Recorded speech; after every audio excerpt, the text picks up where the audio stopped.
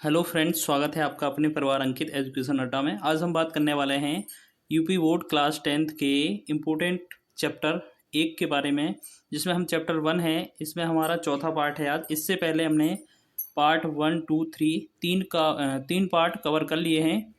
आप इसे अगर आपने नहीं देखे हैं तो प्लेलिस्ट में जाकर देख सकते हैं। आज हमारा ये चौथा वीडियो है और इस वीडियो में ये लेसन समाप्त हो जाएगा। इसके बाद हम नेक्स्ट लेसन करेंगे। इंपॉर्टेंट क्वेश्चन चल रहे हैं 2024 के लिए, यूपी बोर्ड के लिए। पहला क्वेश्चन लिखा है, संख्याओं 26 और 91 का अभाज्य गुणनखंड विधि द्वारा एचसीएफ और एलसीएम ज्ञात कीजिए। तो देखो, इनको ज्ञात करने के लिए हमें क्या करना पड़ता है, जो भी संख्या है एलसीएम मेथड से करना है तो सबके फैक्टर करने पड़ते हैं। 26 के फैक्टर करेंगे 2 से, फैक्टर का मतलब गुणनखंड। 2 से 26 में भाग करेंगे 13 बार, फिर 2 से फिर 13 से करेंगे 1।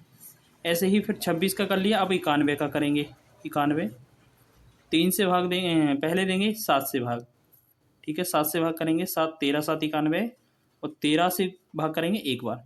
तो हमने चेक किया कि अगर 26 है तो 26 के गुणनखंड क्या क्या आते हैं, 2 गुणे में 13।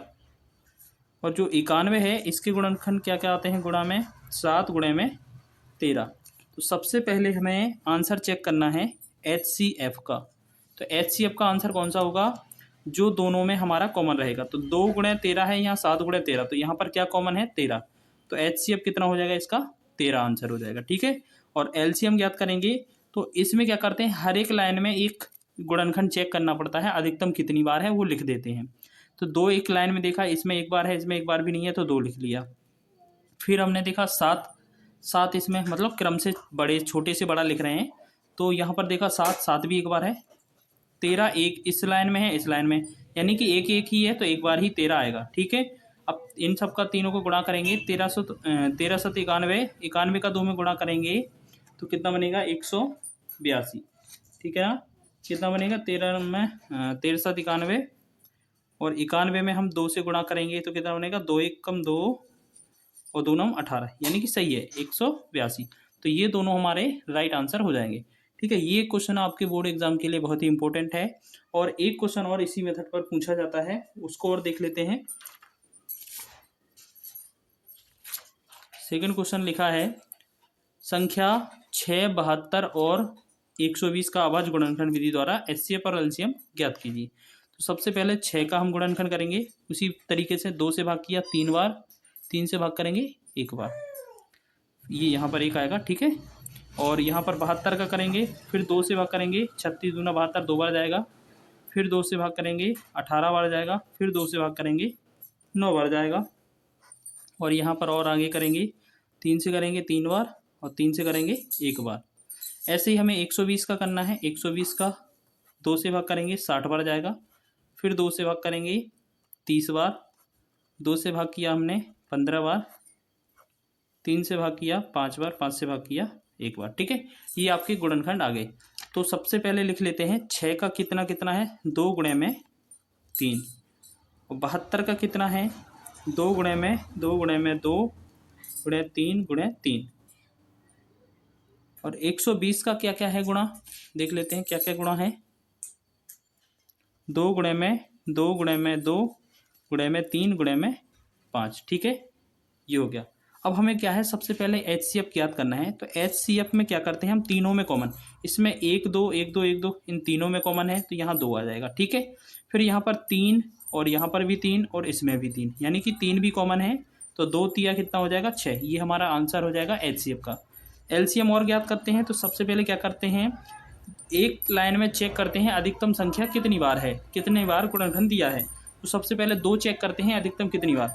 तो 2 इसमें 1 बार है, इसमें 3 बार है, इसमें 3 बार है, इसमें 1 बार, यानी कि अधिकतम कितनी बार, 3 बार है, तो 3 बार लिख लेंगे। ठीक है, अब हम अगली संख्या 3 चेक करेंगे। तो इस लाइन में 1 बार है, इस लाइन में 2 बार है, इस लाइन में 1 बार है, तो अधिकतम कितनी बार मिला हमें, 2 बार। 2 बार, तो अधिकतम कितनी बार लिख देंगे, 2 बार। फिर आगे हमने चेक किया 5वीं संख्या है, 5, जो 5 संख्या है वो 1 बार ही है, वो 5 लिख लेंगे। ठीक है, फिर हम इन सबका गुणा करेंगे तो कितना बनेगा हमारा, 5 तिया 15, 15 तिया 45, दूना 90, 90 दूना 180, 180 दूना 360। ठीक है, तो ये इसका एलसीएम हो जाएगा और 6 इसका मासा हो जाएगा, जो एचसीएफ है। तो ये हमारे इस क्वेश्चन के राइट आंसर हो जाएंगे। तीसरा क्वेश्चन इंपॉर्टेंट क्वेश्चन है, देख लीजिए ये।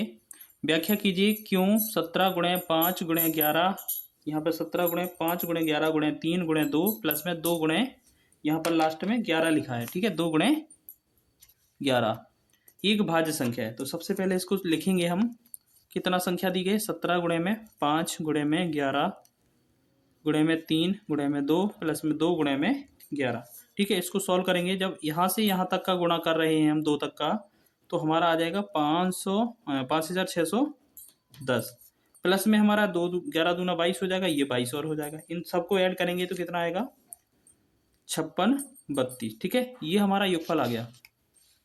अब हमें क्या करना है, इसका अगर कुछ भी गुणनखंड आ जाता है तो हमारी संख्या क्या हो जाएगी, भाज्य। तो हम सबसे पहले इसके फैक्टर करते हैं, ठीक है, 5632।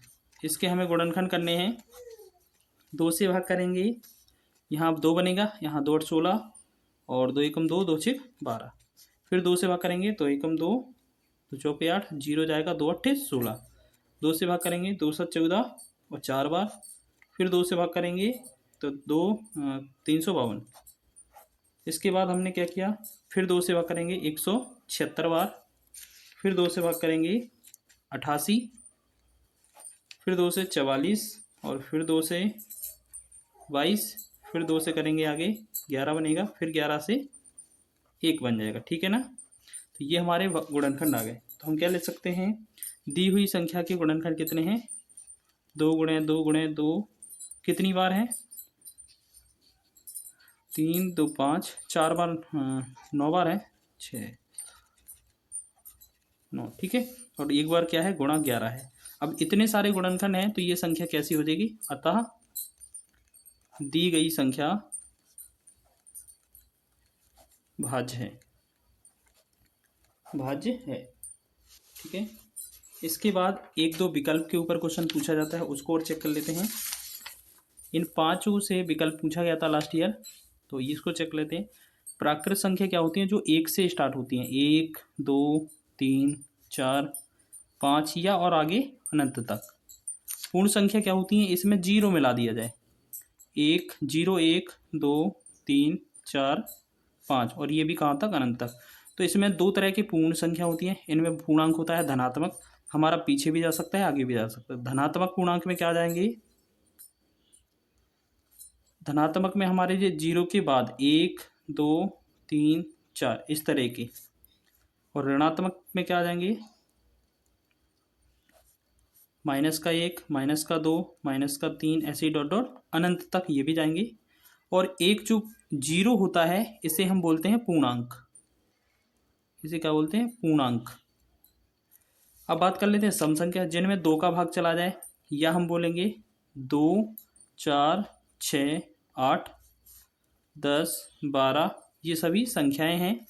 और साथ ही साथ अगर हमें कोई संख्या चेक करनी हो तो वो 2 से भाग करके देखते हैं, और जो भाग चला जाए तो वो सम होती है, नहीं तो अच्छा भाज्य और अभाज्य में भी ज्ञात कर सकते हैं। विषम में क्या होता है, ये 1 3 5 7 इनके बीच वाली 2 का भाग ना जाए, 9 जैसे ऐसे ऐसे कहाँ तक, अनंत तक, इसमें भी अनंत तक है।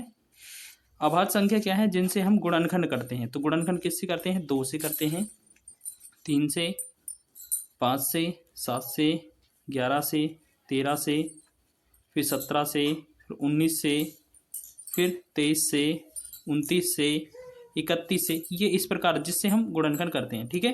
तो ये भी अनंत तक जाएंगी। तो ये सारी जो संख्या है इंपॉर्टेंट क्वेश्चन बनते हैं, यहाँ से विकल्प पूछा गया था लास्ट ईयर, याद रखेंगे आप।